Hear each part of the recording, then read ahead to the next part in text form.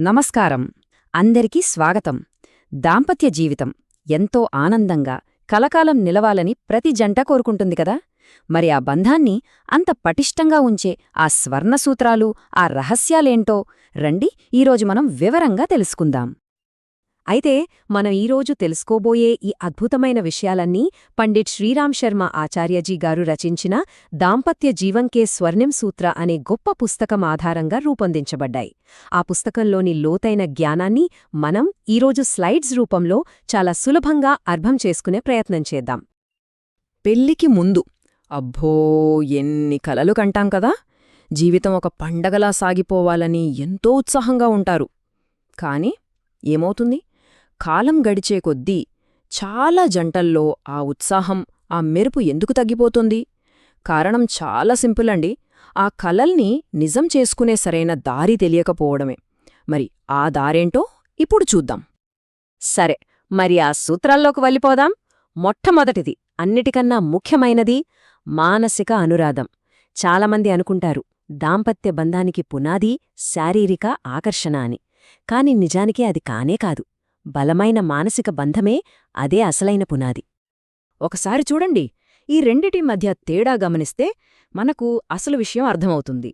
శారీరక ఆకర్షణ అనేది ఓకే, అది తాత్కాలికం. కాలం గడిచే కొద్దీ అది తగ్గిపోవచ్చు, ఒక్కోసారి విరక్తికి కూడా దారితీయొచ్చు. కానీ మానసిక అనురక్తి అలా కాదు. అది శాశ్వతం. కాలంతో పాటే పెరుగుతూ ఆ బంధాన్ని ఇంకా ఇంకా బలపరుస్తుంది.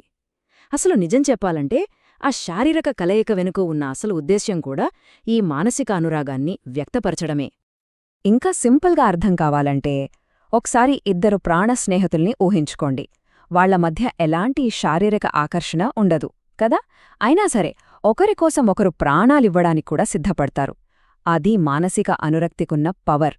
భార్యాభర్తల మధ్య కూడా అటువంటి స్నేహపూర్వక ప్రేమ ఉందనుకోండి, ఆ బంధానికి దైవత్వం, స్థిరత్వం అవే వచ్చేస్తాయి. సరే, మానసిక అనురాగం పునాది అని తెలుసుకున్నాం. ఇక మన రెండో సూత్రం చూద్దాం. ఆచరణాత్మక సామరస్యం అంటే ప్రాక్టికల్ హార్మనీ అన్నమాట. ప్రేమను కేవలం మాటల్లో చెప్తే సరిపోదు. రోజువారీ జీవితంలో చిన్న చిన్న పనుల ద్వారా దాన్ని ఎలా పెంచుకోవాలో చూద్దాం. ఈ చిన్న చిన్న విషయాలే బంధంలోకి విసుగు అనేదాన్ని రాకుండా కాపాడతాయి. ఈ సామరస్యం కోసం ఓ 4 సింపుల్ స్టెప్స్ ఉన్నాయండి. మొదటిది ఏకాంత సమయం. రోజంతా ఎంత హడావిడి ఉన్నా సరే కొంచెంసేపు ఒకరికొకరు మాత్రమే అన్నట్టుగా గడపాలి.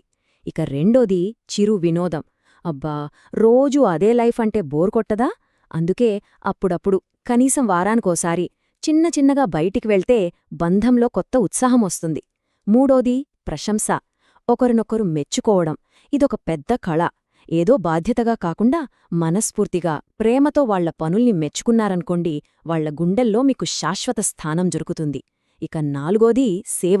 ఒకరికొకరు సేవ చేసుకోవడంలో ఆనందం వెతుక్కోవాలి.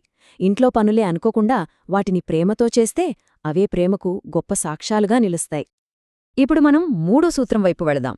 అదేంటంటే పరస్పర గౌరవం మరియు ఎదుగుదల. చూడండి, పెళ్లి అంటే ఇద్దరు వ్యక్తులు కలిసి ప్రయాణించడం, కలిసి ఎదగడం, ఒకరినొకరు ముందుకు నడిపించుకోవడం.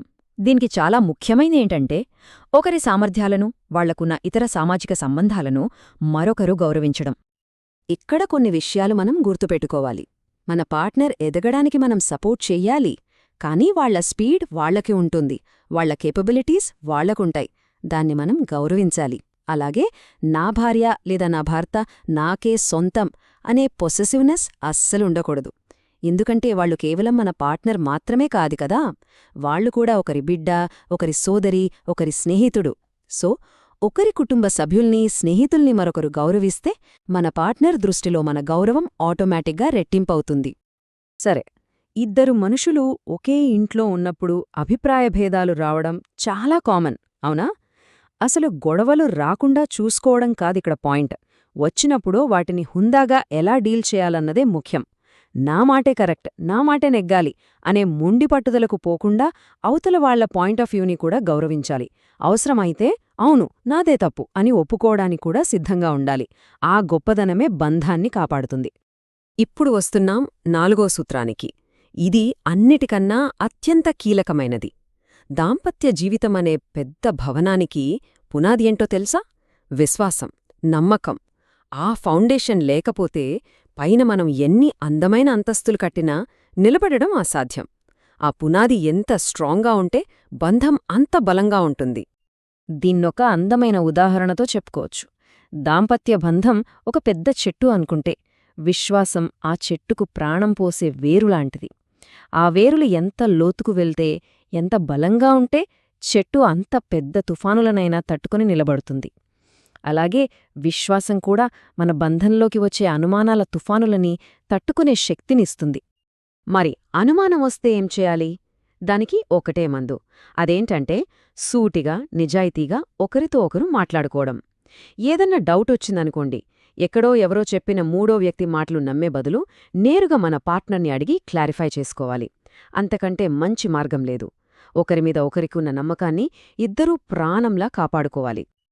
చూడండి, ఈర్ష్య అంటే జెలసీ. ఇది బంధం అనే చెట్టు వేర్ల కింద చేరిన ఒక పెద్ద బండరాయిలాంటిది. అది ఆ చెట్టుని ఎదగనివ్వదు, చంపేస్తోంది. మరి ఆ రాయిని పగలగొట్టే ఆయుధమేంటి? అదే విశ్వాసం. ఈర్ష్య మనస్సులోనే పుడుతుంది. దాన్ని మనస్సునుంచే తొలగించగలిగే శక్తి ఒక్క విశ్వాసానికే ఉంది. సరే, ఇప్పటిదాకా మనం 4 సూత్రాలు చూశాం గదా. వీటన్నిటినీ కలిపి చూస్తే మనకు 5వ విషయం అంటే దాంపత్య జీవితపు అసలైన సారమేంటో అర్థమవుతుంది. ఇది కేవలం ఇద్దరు వ్యక్తులు కలిసి ఒకే ఇంట్లో ఉండటం కాదు, అంతకంటే చాలా చాలా గొప్పది. అసలైన వైవాహిక ప్రేమ అంటే ఏంటి? అంటే తీసుకోవడం కన్నా ఇవ్వడంలోనే ఎక్కువ ఆనందాన్ని వెతుక్కోవడం. మన పార్ట్నర్ సంతోషంలో మన సంతోషాన్ని, వాళ్ల బాధలో మన బాధనూ చూడగలగడం. రోజంతా బయట తిరిగి అలసిపోయి ఇంటికొచ్చిన వాళ్లకి ఆ ఇల్లు ఒక స్వర్గంలా, ఒక ప్రశాంతమైన చోటులా అనిపించాలి. అయితే ఇదంతా ఒక్కరోజులో అయ్యేది కాదు. ఇది ఒక నిరంతర ప్రక్రియ. వృద్ధాప్యం వచ్చే వరకు ఈ ప్రేమ అనే మొక్కకు నీళ్లు పోస్తూ జాగ్రత్తగా పెంచుకుంటూనే ఉండాలి. చివరగా ఒక ముఖ్యమైన విషయాన్ని మనం ఎప్పటికీ గుర్తుంచుకోవాలి. ఆనందంగా సాగే ఒక దాంపత్య జీవితం అనేది కేవలం ఆ ఇద్దరి సుఖం కోసమే కాదు. ఆ బంధంలోని మాధుర్యం, ఆ ప్రేమ అనే సువాసన వాళ్ల కుటుంబాన్ని, చుట్టూ ఉన్న సమాజాన్ని, చివరికి ఈ విశ్వాన్ని కూడా వికసింపజేస్తుంది. అందుకే దాంపత్యాన్ని విజయవంతం చేసుకోవడమనేది కేవలం వ్యక్తిగత కోరిక మాత్రమే కాదు, అదొక గొప్ప సామాజిక బాధ్యత కూడా.